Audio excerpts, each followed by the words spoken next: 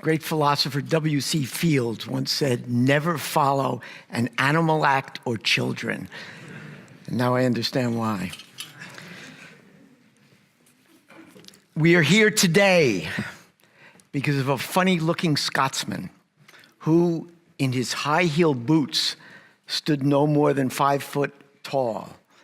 A strange-looking gnome of a man who resembled Santa Claus in a top hat or a miniaturized Karl Marx. We are here today because that little man believed in evolution, in reason, in humanity and peace. We are here today because that little man had a big voice and the money to make himself heard.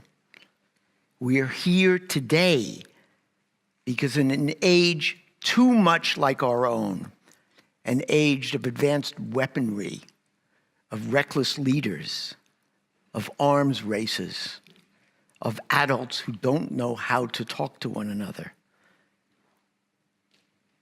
That little man dedicated himself and a good part of his fortune, his welfare, his health, and his reputation to campaigning for peace. We are here today to celebrate, learn from, and carry on his legacy. And what was that legacy? Well, that legacy is in organizations, which are represented here today. That legacy is in this building and all that it stands for. That legacy is more than that, perhaps, in this man's thoughts, his words, his language about peace. He did not believe that human nature was a given, was inevitable. Like a historian, he believed that human nature was malleable. He did not believe that aggression was built into our DNA. He did not believe that war and the killing of man by man was inevitable. He believed it was a trait to be overcome, to be transcended.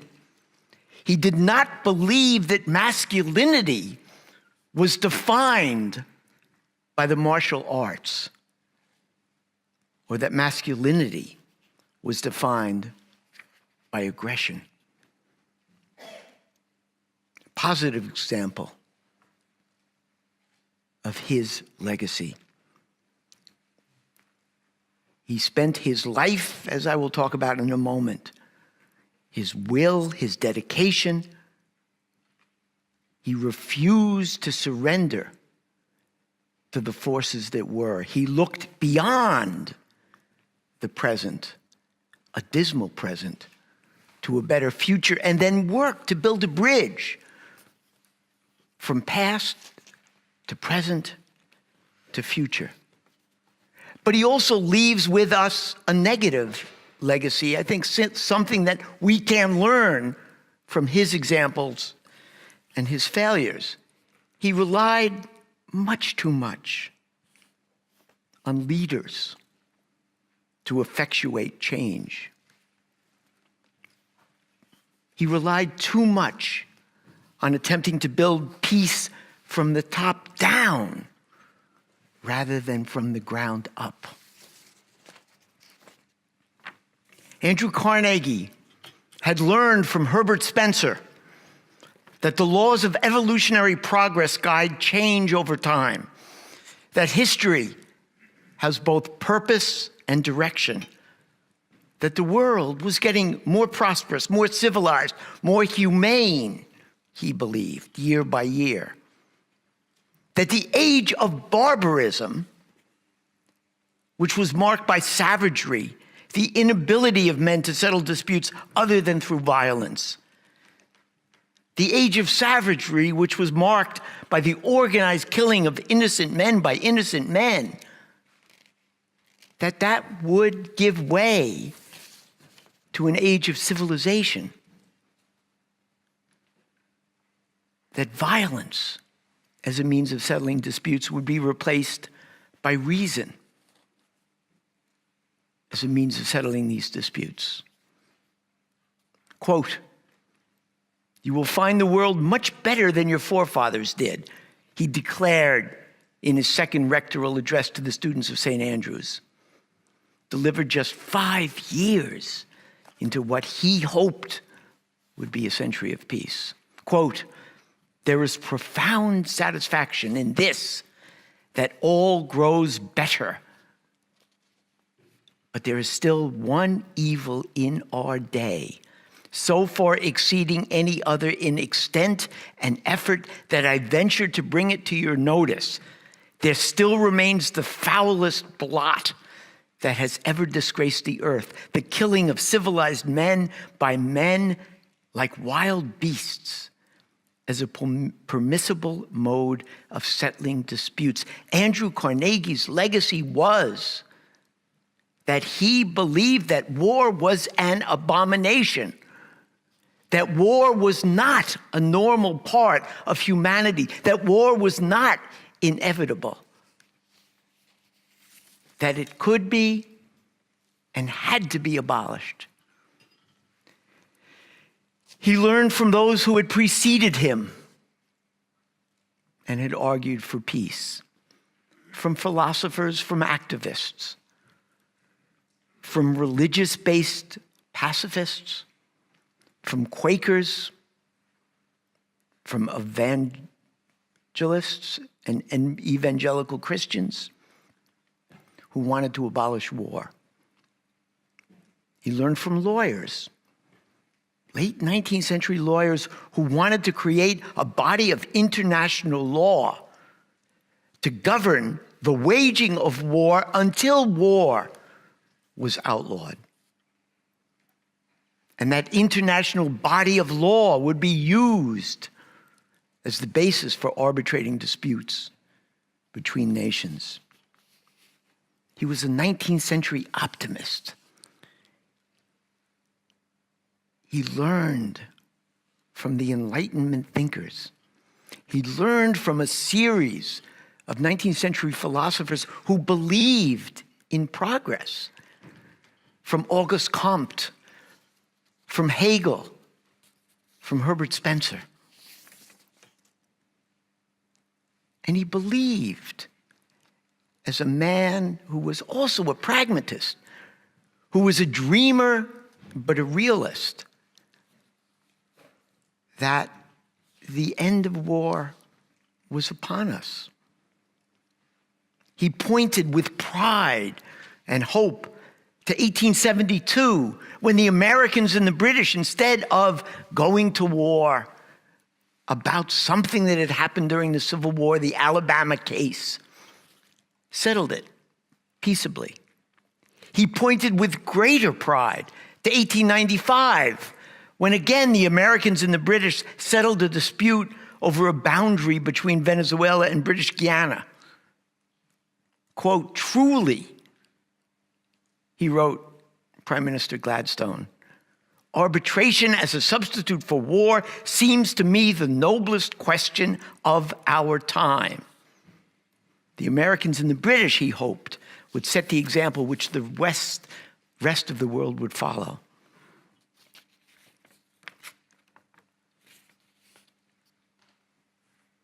The scaffolding for a new civilized world order was already in place. Here at The Hague, where a permanent court of arbitration had been established at the International Conference in 1899, called by Tsar Nicholas II and attended by the representatives of 27 nations.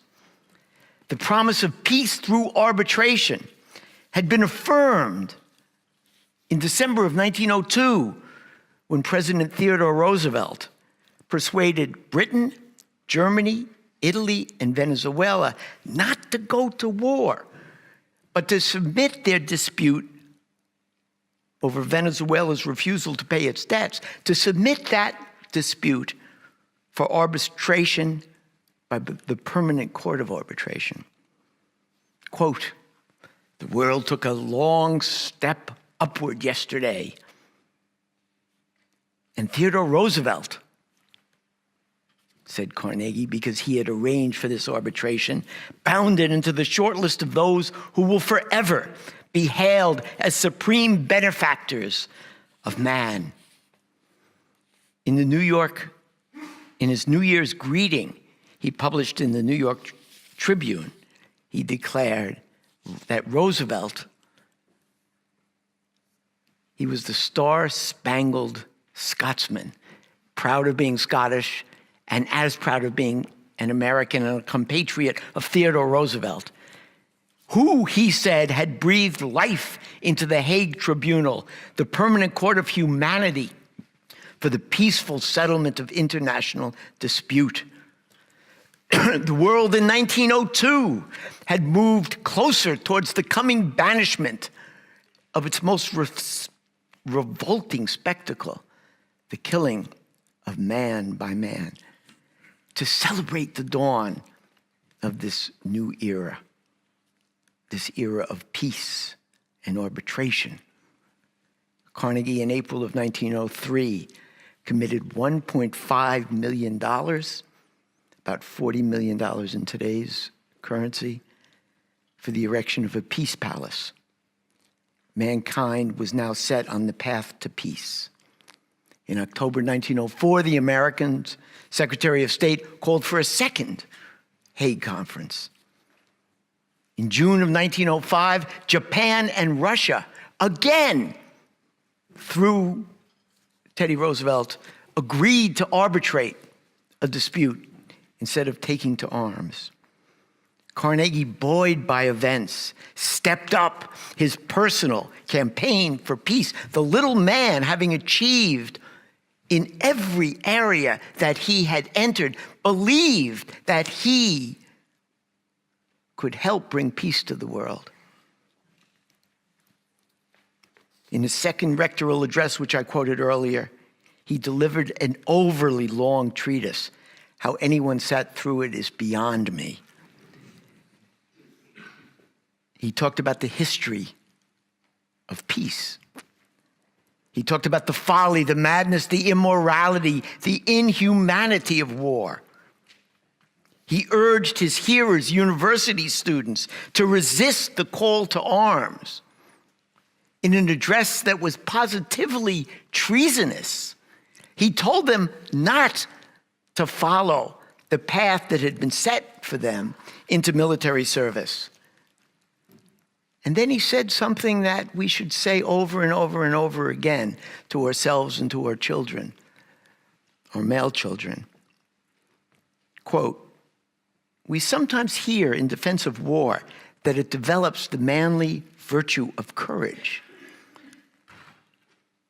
This means only physical courage, which some animals and the lower order of savage men possess in the highest degree. According to this idea that war breeds manly virtues," he says, "the more man resembles the bulldog, the higher he is developed as a man." Andrew Carnegie established the hero funds, which are represented here today, precisely as an antidote to this notion that heroism consists in putting on a soldier's uniform, picking up a rifle, and shooting someone in a different uniform. He was outraged that most of the monuments in Europe and in America were to generals and colonels and men who had killed other men. So he set up a hero fund to honor, to celebrate heroism that saved lives. And he built a living monument, this building, to peace, not war. With every utterance, with every statement, with every speech, with every interview, he made new enemies and inflamed old ones. the man he thought was his friend, Theodore Roosevelt, was outraged that the little Scotsman should have told future officers at St. Andrews to stay out of military service. I've tried hard to like Carnegie, Roosevelt wrote, but it's pretty difficult. There is no type of man for whom I feel more contemptuous abhorrence than for the one who makes a god of money-making, at the same time yelling out that kind of utterly stupid condemnation of war, which in almost every case springs. Listen to this language. This is the language that he had to combat then and we have to combat now. The utterly stupid condemnation of war, which in almost every case springs from a combination of defective physical courage, of humanly shrinking from pain and effort, of hopelessly twisted ideas. It is as noxious folly to denounce war as it is to denounce business. Carnegie was undeterred by the criticisms, and this is the example he sets for us. Nothing was going to stop him. Not the caricatures, not the criticisms by high and low, not the cartoons, not the insults to his manhood.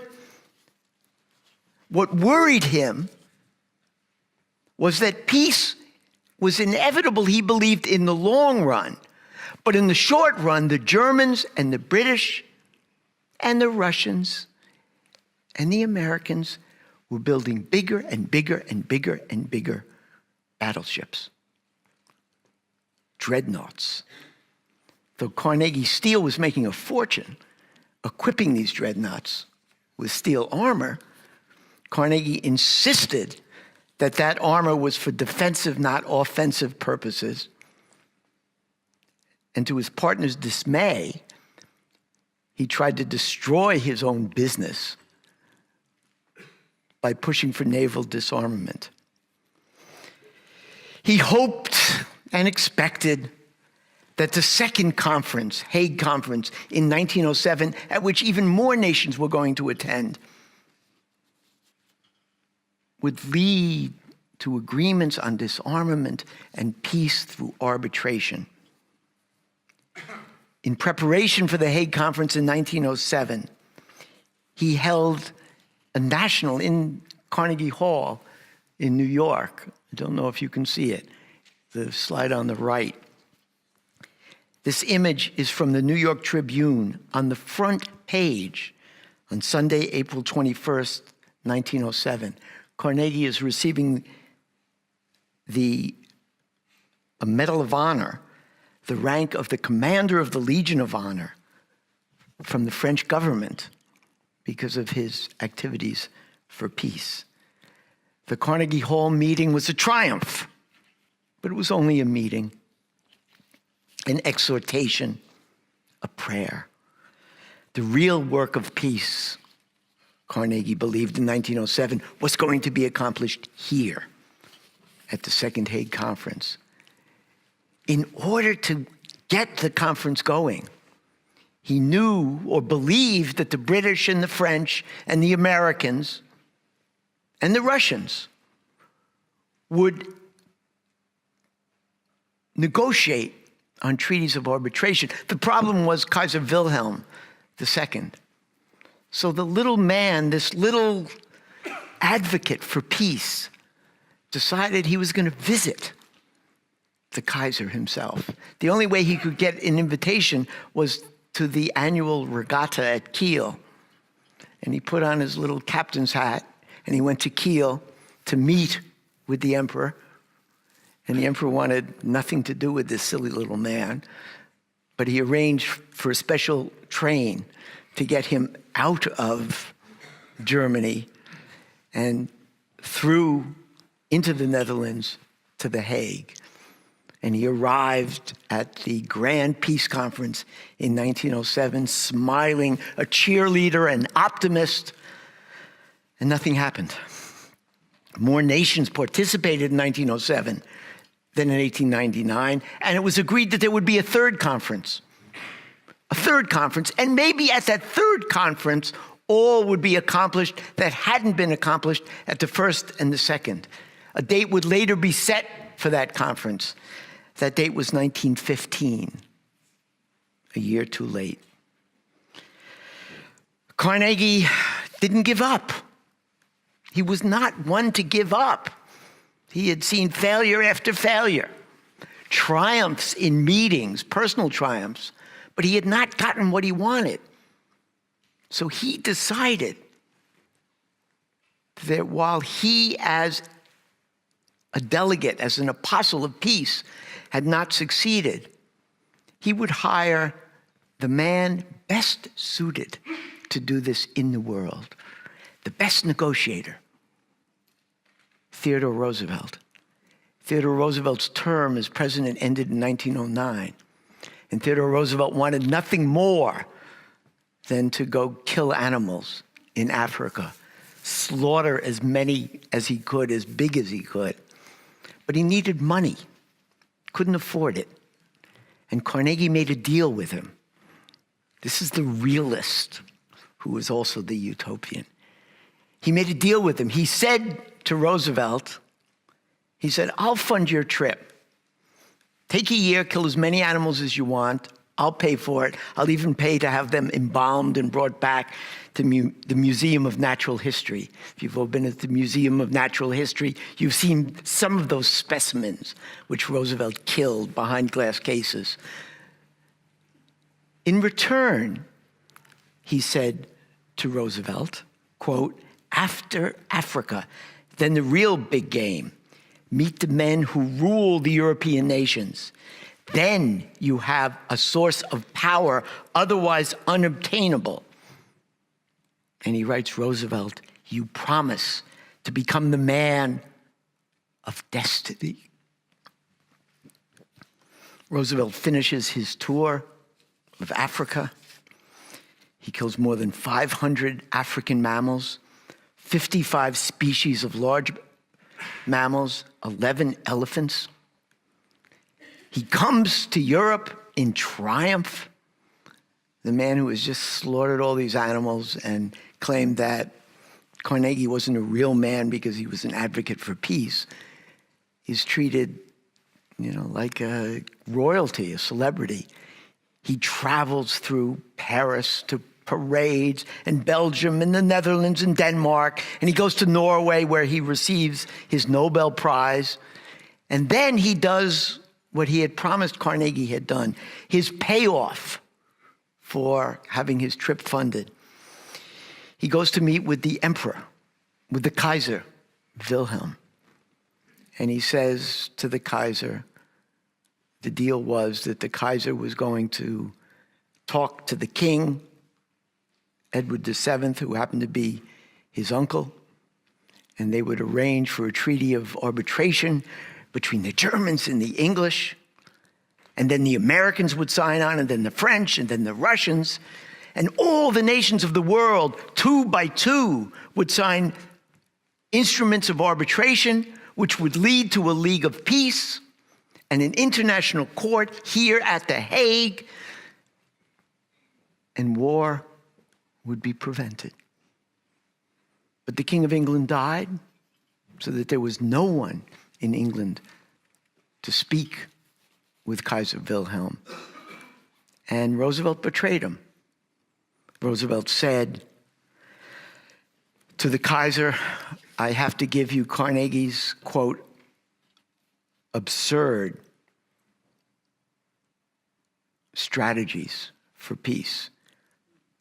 Roosevelt writes his friend, the historian George Trevelyan, quote, "Carnegie has been asking me to get the emperor committed to universal arbitration and disarmament. Carnegie's purposes are good. His methods are a little bit absurd." And Roosevelt says to the Kaiser, that he too, Roosevelt, was a practical man and in no sense a peace at any price man. Okay, Carnegie did not give up. Again, his scheme had failed. He had been betrayed.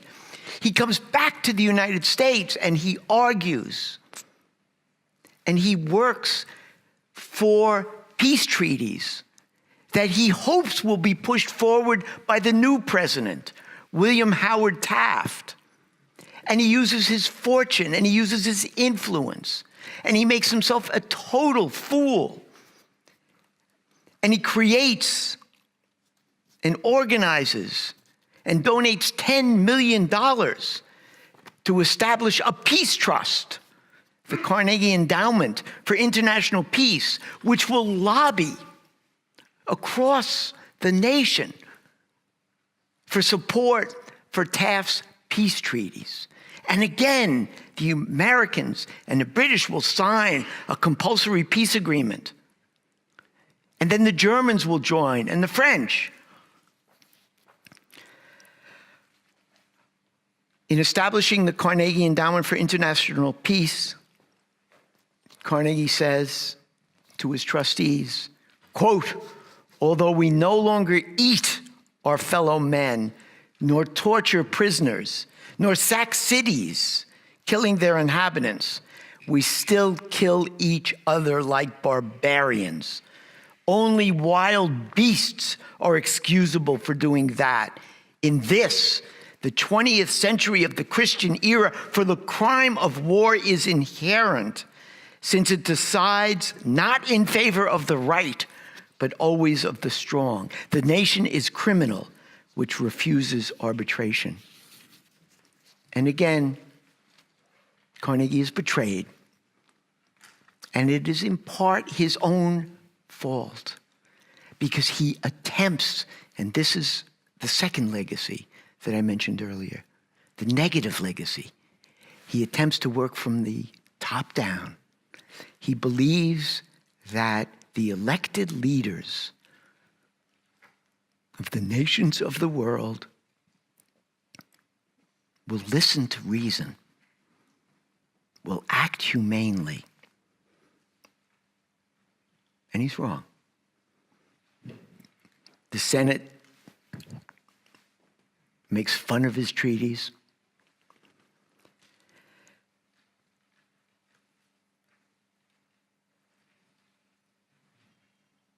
His treaties are criticized, then amended into nonsense. The Senate of the United States refuses to arbitrate what it calls affairs of honor. No one knew what the hell that meant.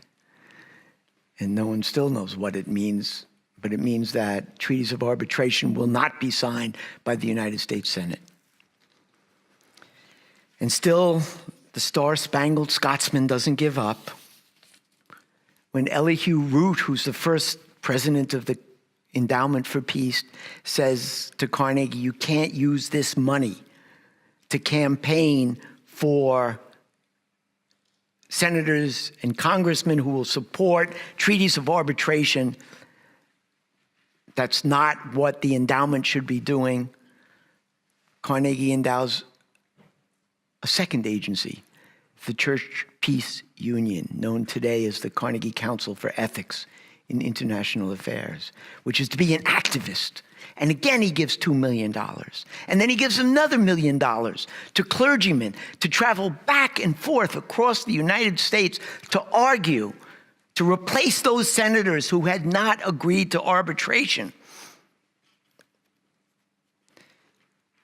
And then the unthinkable. In 1914, war breaks out. And Carnegie, having done all he possibly can to prevent a war he knew was coming, retreats into silence. This little man who never shut up, who talked so much that his wife had special hand signals at the dinner table to tell him to back off. This little man who wrote lecture after lecture, pamphlet after pamphlet, who was always available to any journalist who wanted to talk to him. This little man who wrote his friends letters, long letters, every day.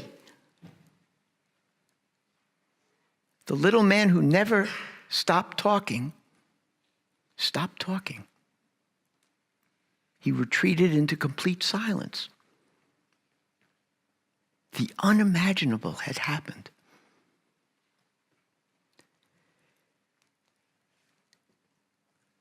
He did not come out of what his wife characterized as a nervous breakdown, and there's no other way to describe it,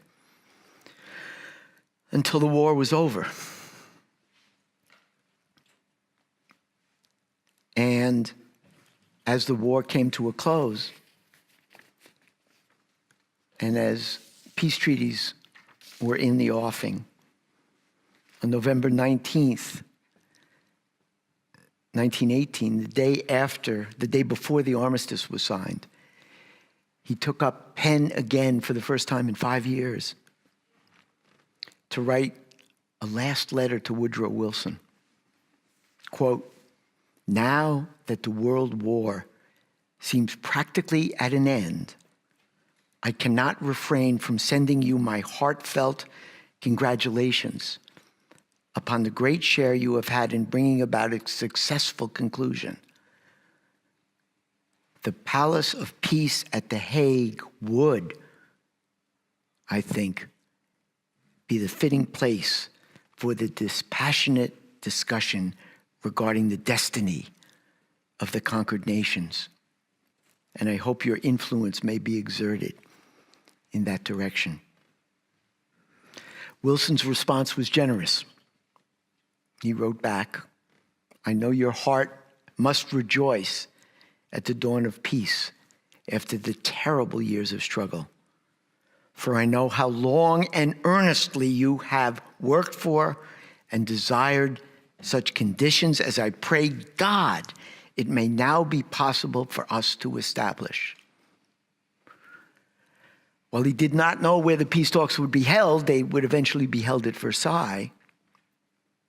He thanked Carnegie for the offer of the Peace Palace, which Carnegie had no business offering by himself, but did so anyway. And he said, Wilson said to Carnegie, that wherever the peace talks were held, he was sure that Carnegie would be, quote, present in spirit. And Wilson may have been right. We all know the dreadful history of the 20th century, a history of wars, of genocides, of poverty, of starvation. Carnegie got it wrong. The 20th century was not a century of peace. But we are here today because we, like Andrew Carnegie, refuse to give up. The 21st century, maybe the 22nd century, will be a century of peace. Might we not take something away from his crusade for peace, failed though it was? Let us pause at this moment in this great palace of peace and look back across the desolate, dark century that has passed, the world wars, the genocides, the killing fields. Let us look back to this man of the 19th century, this optimist who believed in evolution, who believed in progress. Without forgetting, we cannot forget those horrors and the dismal failures to build a lasting peace. Let us remember, let us celebrate, let us build upon this little man's dreams. We are here today to renew with him our commitment to work towards a future where reason and humankind take the final step forward on the path from barbarism to civilization. Thank you.